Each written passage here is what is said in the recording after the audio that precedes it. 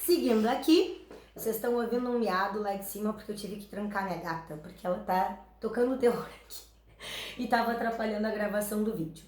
E bom, eu vou gravar vídeo sempre de 15 em 15 minutos para que ele não fique muito pesado e aí depois fica difícil de carregar para mandar para vocês e de vocês baixarem também.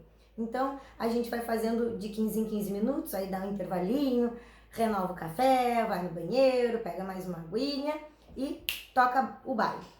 Então vamos lá, seguindo aqui, a gente tem que começar a ver as características da nossa aceitação. E aí, a nossa aceitação, ela é, primeiramente, um negócio jurídico unilateral e de natureza não receptícia. O que isso significa?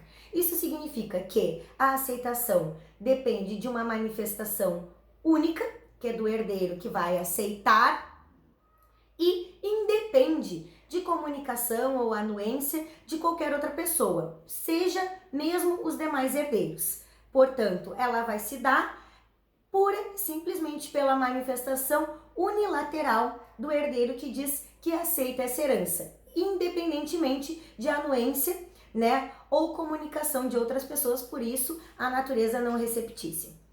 A segunda e a terceira característica estão relacionadas e estão lá no 1808, que diz: não se pode aceitar ou renunciar à herança em parte, sob condição ou a termo.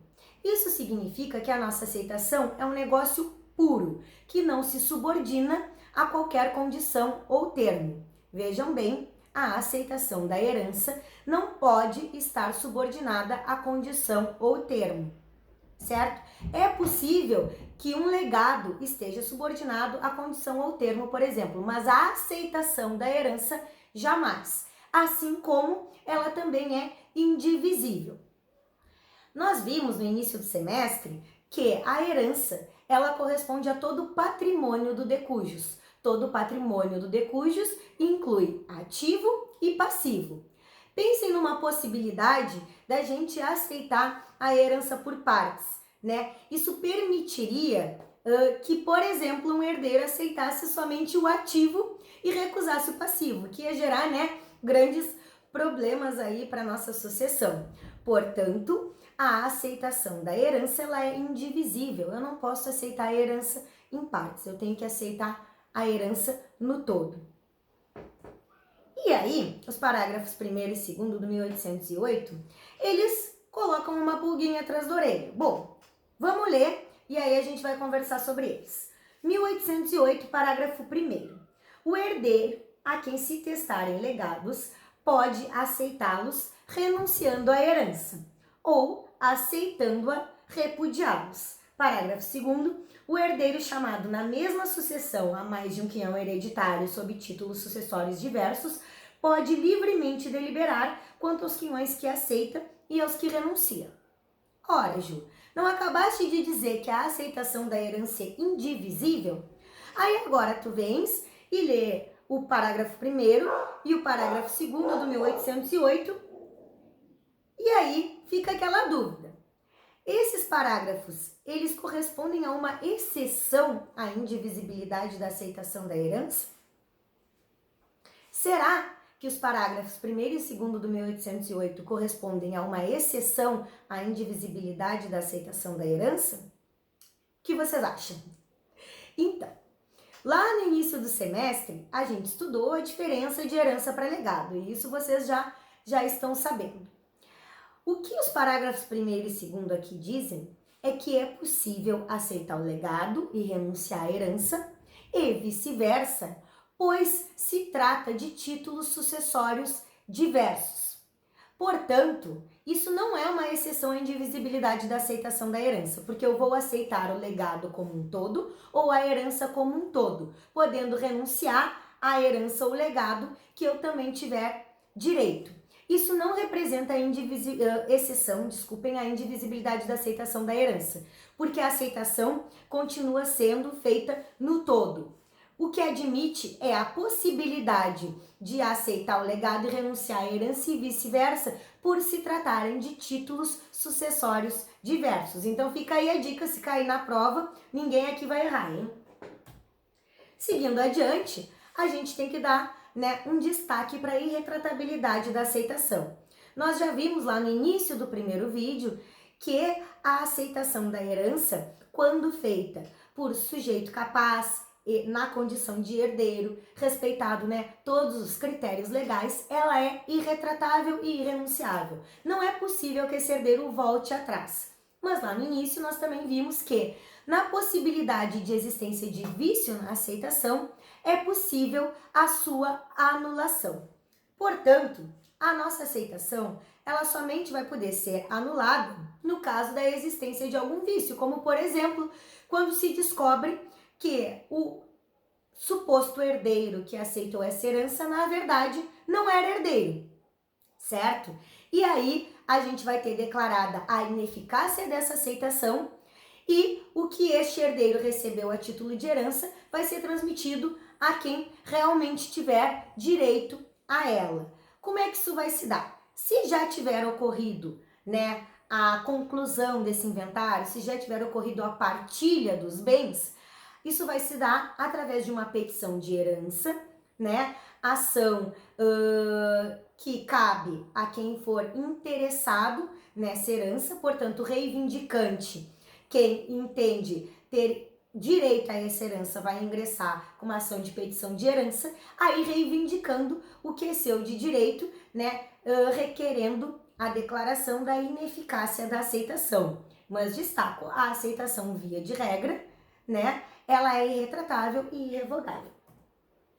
Seguindo adiante, tem outros dois dispositivos legais que são bem importantes e que a gente precisa estudar com carinho. São o 1810 e o 1811. 1810. Na sucessão legítima, a parte do renunciante acresce a dos outros herdeiros da mesma classe, e sendo ele o único herdeiro desta classe, devolve-se aos da classe subsequente. 1811. Ninguém pode suceder representando o herdeiro renunciante. Se, porém, ele for o único legítimo da sua classe, ou se todos os outros da mesma classe renunciarem à herança, poderão os filhos vir à sucessão, mas aí não é por representação, e sim por direito próprio, por cabeça. Quando nós estudamos a cessão, nós vimos, né, que não seria possível renunciar à herança em favor de alguém, porque isso, né, representaria, na verdade, uma cessão. Portanto, num exemplo em que um homem viúvo falece deixando 3 filhos e um dos filhos quer que a sua parte fique para os seus filhos, os netos, ele não vai poder renunciar em favor dos netos. Isso porque o 1810 diz, ele renunciando, a parte dele acresce aos demais herdeiros da mesma classe, que seria aos outros irmãos. E, portanto, os filhos dele não podem representá-lo aqui, porque o 1811 é claro no sentido de que não é possível a representação do herdeiro renunciante. Então, esse filho renunciando, a parte dele acresce aos outros 2 herdeiros. A possibilidade de essa herança ir para os netos é só, na verdade, as possibilidades são só 2. A primeira delas, né? No exemplo que eu dei, havendo 3 filhos, se todos eles renunciarem, aí sim se passa para a classe subsequente, ou seja, os netos, ou, né, no caso da existência do pai, no caso da possibilidade de o pai deles ser o filho único. Se o pai deles não tivesse outros irmãos, ele vindo a renunciar, a parte dele, né, iria para a classe subsequente. Mas aqui a gente não teria uma representação do renunciante, mas sim os netos herdando por direito próprio. Por quê? Porque todos da classe anterior, né, ou o único da classe anterior renunciaram, e aí se passou para a classe subsequente, a classe dos netos. Seguindo adiante, a gente entra no estudo da nossa renúncia. E como nós vimos, né, a gente vem conversando desde o início do semestre, com a morte se abre a sucessão e se transmite desde logo a herança, né, aos herdeiros, né, com base no princípio da Saizine, na regra da Saizine. Bom, o herdeiro, então, ele vai ter a herança transmitida para ele, mesmo que ele sequer saiba, né, que o de cujus faleceu. Mas ele tem a deliberalidade, ele tem o direito de posteriormente aceitar, e aí nós estudamos, né, toda aceitação, ou renunciar a essa herança. E aí, a partir de agora, a gente vai estudar a renúncia. Bom, como nós vimos, né, a aceitação, ela tem efeitos ex tunc, retroativos à data da morte e data da abertura da sucessão. Se a aceitação tem efeitos ex tunc, isso significa que aceita a herança, o herdeiro é tido como herdeiro desde lá daquele momento da abertura da sucessão e da morte, a renúncia também tem efeitos ex tunc, certo? Ou seja, lá na frente, o herdeiro renunciando à herança vai ser como se ele nunca tivesse herdado. Ele vai ser tido como se nunca tivesse sido herdeiro. Por quê? Porque os efeitos da renúncia também são ex tunc. Então, nós temos duas espécies de renúncia. A primeira é a renúncia verdadeira, que a gente diz, né? A renúncia pura ou abdicativa. E a segunda é a renúncia impura, translativa ou também chamada de cessão. E nós até a gente deu uma conversada sobre esse tipo de renúncia quando a gente estudou a cessão na semana passada. Então, assim, a possibilidade de renúncia verdadeira é somente a primeira, é a renúncia pura ou abdicativa, que é aquela em que o herdeiro simplesmente abre mão da sua herança, né? E abrindo mão, isso gera o direito de acrescer aos outros herdeiros da mesma classe ou aos herdeiros da classe subsequente, se o herdeiro que renunciou for o único ou se todos os herdeiros da mesma classe também renunciaram. E aí ela vai ter eficácia retroativa, ela vai ter efeitos ex tunc. Isso está no 1804, que a gente já leu lá nos outros vídeos, mas que a gente vai ler de novo aqui. 1804, aceita a herança, torna-se definitiva a sua transmissão ao herdeiro desde a abertura da sucessão. Parágrafo único. A transmissão tem-se por não verificada quando o herdeiro renuncia à herança. Então aqui a gente também tem efeitos, né, retroativos, como eu já venho destacando para vocês. Essa é a renúncia verdadeira, a renúncia abdicativa, aquela em que o herdeiro simplesmente abre mão, o que gera direito ao acréscimo da parte dele aos outros da mesma classe, ou não havendo outros da mesma classe, ou renunciando esses aos herdeiros da classe subsequente. A gente também tem uma espécie de renúncia que é a impura, que nada mais é do que uma cessão, que nós estudamos na semana passada, certo? É quando o herdeiro renuncia em favor de uma pessoa. E aí ele pratica uma dupla ação. Porque para eu renunciar a algo em favor de alguém, para eu ceder algo para alguém, eu preciso primeiro aceitar. E daí a dupla ação. O herdeiro aceita, ainda que tacitamente, a herança, para depois ceder a sua parte a outra pessoa. E aí, essa renúncia, ela tem efeitos ex nunc, até porque ela não é uma renúncia propriamente dita, ela é uma cessão propriamente dita. E aí eu trouxe aqui um quadrinho para vocês diferenciarem a renúncia da cessão de direitos hereditários. Lembrando que nós já estudamos a cessão de direitos hereditários na semana passada.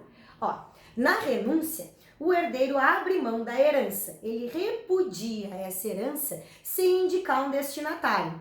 E por isso a renúncia ela é sempre gratuita e ela vai gerar o retorno do patrimônio aos outros herdeiros da mesma classe ou subsequente, né? Ela vai sempre, portanto, beneficiar os herdeiros. E aqui a gente não vai ter a incidência